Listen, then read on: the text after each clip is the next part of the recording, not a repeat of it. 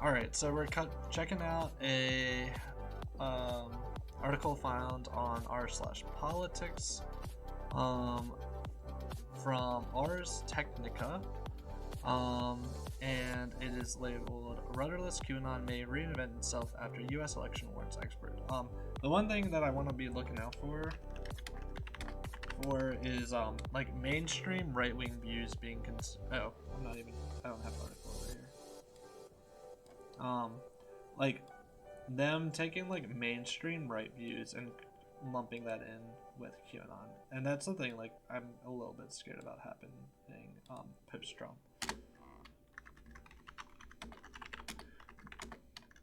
Views being lumped with Trump / QAnon. Alright. For the 460,000 Twitter followings of Praying Medic, one of the most prolific posters of the QAnon conspiracy, the U.S. election is not over. His timeline is peppered with claims of election fraud alongside retweets from Donald Trump. Anyone who thinks Donald Trump has no chance of winning re-election hasn't thought through all the contingencies of their logical or likely end, Praying Medic said in a tweet earlier this month. Biden's only hope of winning was convincing Trump to concede. Keep out. But despite his optimism, the right-wing theory has been dealt a heavy blow by Joe Biden's presidential victory.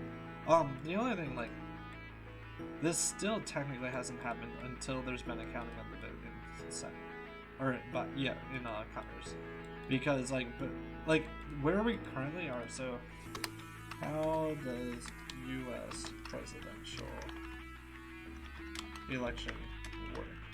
And this is why there's like so much crap going on about like, yes, they've been named the winner or not. And the issue is like nobody just knows how this works. So, election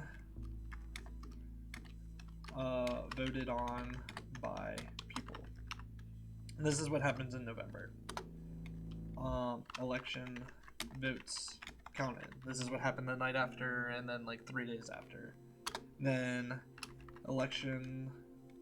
What do they call it? The representatives.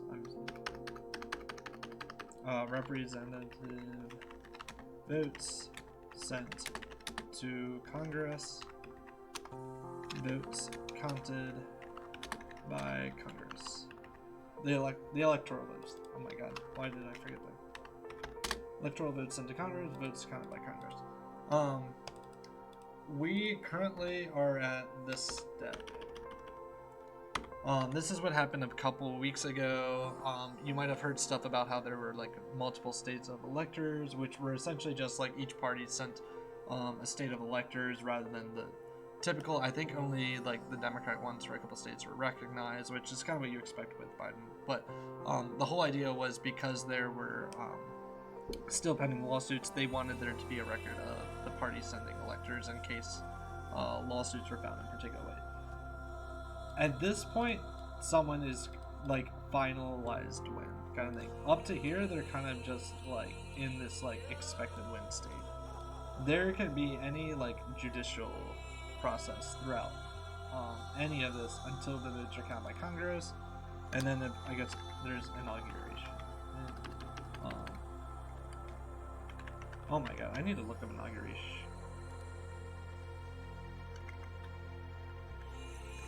Alright, it is mine.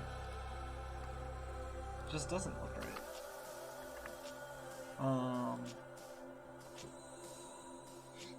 Alright.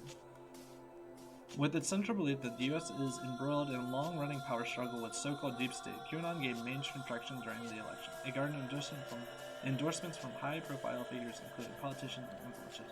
So this is kind of what I was like a little skeptical of.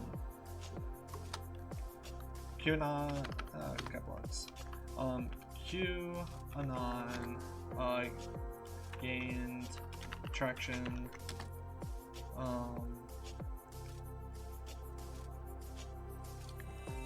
from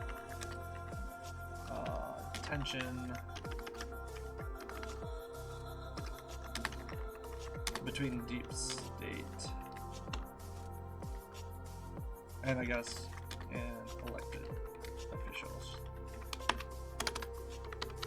And the issue is that you can't actually so this is a more like right view that is fairly well accepted. Like you can see in during Obama's presidency there are being complaints about officials not following orders, people getting fired, etc. I think it's a little I don't know, inappropriate to act like it only happens when the right's in office or the left's in office. But this was one of the major things that Trump was running on, was this tension between people, elected officials, and the deep state. So the main issue that QAnon had was the essentially like there were like sex cults or was claiming sex cults and pedophilia throughout government. You can't jump from this claim to this claim directly. This first one of mainstream right view is kind of just like elected or like the deep state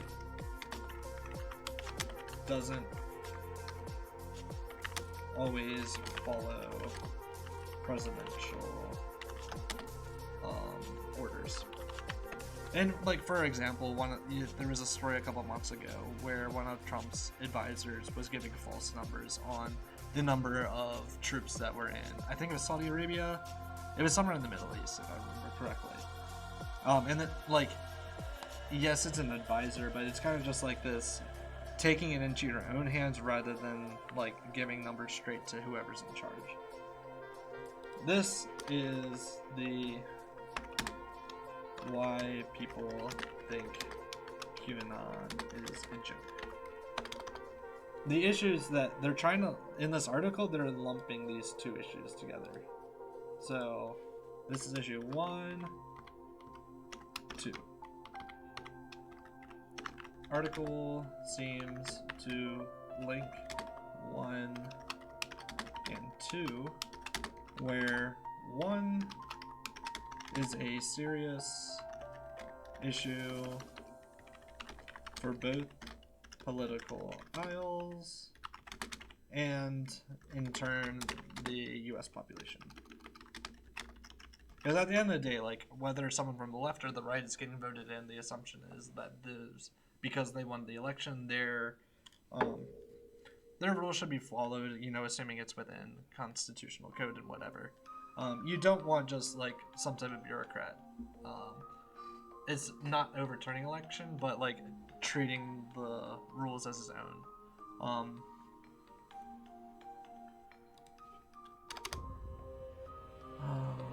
Where were we? But according to Joel Ondrak, senior researcher at Counter Misinformation Organization, logically, Mr. Biden's win has left the community largely rudderless. He added that there has been a notable drop-off in momentum on major social platforms since, in only one post from the known as Q in December. It's hard to consider the current state of Q a success, he said. The U.S. election result destabilized QAnon because one of its central predictions was that Mr. Trump would win a second term. The movement has also been hampered by actions saying by search that QAnon-related content. Facebook, once a key up for Q communities, is now a desert, said Bigot. Several investigators for anti-defamation league said on extremism. A lot of interpersonal works were made before our oaths when its policy on QAnon, but the spreading of the message has largely agreed with the he said. QAnon has found some recent success on alternative platforms since the May of the North, director of Counter Misinformation Organization and Northside Research. Earlier this month, the chief executive of the right-wing social network Gab described the conspiracy as a decentralized new media network that services, distributes, and fact-checks information in real time. But the appeal of such alt sites appears to be limited. Parler, the free speech platform that reached the top of the U.S. app download charts shortly after election, has fallen out of the top 3 on App Store accredited data from Sensor Tower. I can't envision someone's aunt or uncle going on to alt platforms, said his Twitter and people hold on to on mainstream.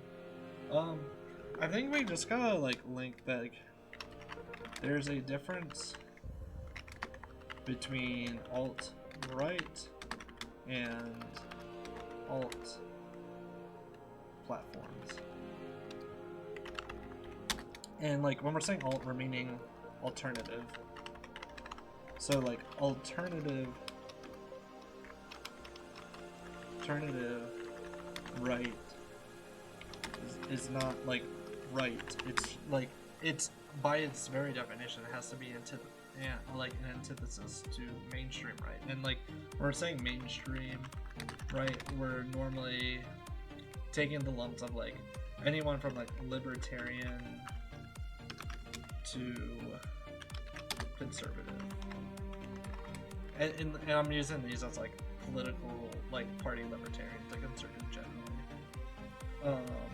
Where like the left would be like progressive liberal to libertarian. Libertarian's kind of like your wiggle around for this.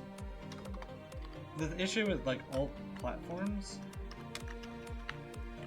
assuming they're meaning this as alternatives, like there's always going to be new platforms. There's always going to be new platforms. Like that's just how technology works. Like people are trying to capture new markets and whatever. The thing that's like the issue with a lot of these right-wing platforms is that they haven't gotten the younger population ahead of time that has gotten interest in technology. I think if you give another like 10, 15 years for there to be a technologist, like technology like literate right, then you would see a lot more right-wing platforms. Experts warn, however, that QAnon's ability to continually reinvent. Experts warn, however, that QAnon's ability to continue to reinvent itself means that such subjects may only return. Presidential Trump's election defeat, for example, was unlikely to shake the faith of dedicated QAnon believers, said China, European managing editor, counter effort. So we have to get back to like, what is QAnon? Like movement, organization, belief in government officials following order, or like sex, like I don't even know what to call the sex like part of it. It's like the claim of sex offenders in the government. Like the issue with like this kind of like stuff is we haven't defined what QAnon is in a reasonable manner, and we're taking this like very broad view and not actually getting anything that's meaningful for trying to understand like what's actually being critiqued here.